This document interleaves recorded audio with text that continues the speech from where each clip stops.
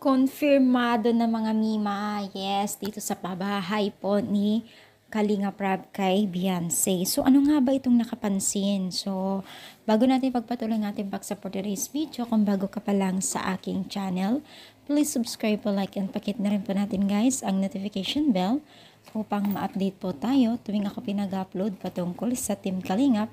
And please support po natin ang buong Team Kalingap, lalong-lalo na po kila Kalinga Prab at Kuya Bal. Alam niyo ba guys na itong si Beyonce o itong si Dr. Love ay mismong nagpanawagan at mismong sinabi na konfirmado na ang pabahay na 2 palapag po.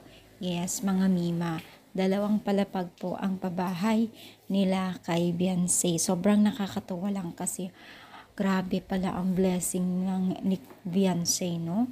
Talagang hindi mabilang at hindi mo talaga akalain na ganun pala kadami ang nagmamahal sa kanya. Kagaya ngayon, mismong si Dr. Love na po ang nagsabi doon na 2 palapag po ang pabahay nila kay Beyonce. Sobrang nakakatuwa at talagang alam natin yung ramdam natin yung pagka-bless po ni Beyonce, no?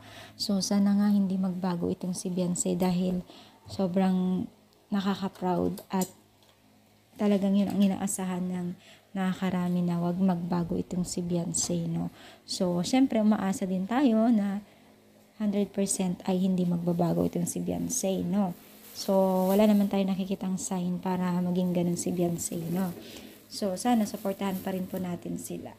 Congratulations kay Beyonce. Anong masasabi ninyo? Masaya ba kayo para kay Beyonce? I-comment lang dito sa baba at palike pa ang ating video. Thank you so much. More power and God bless.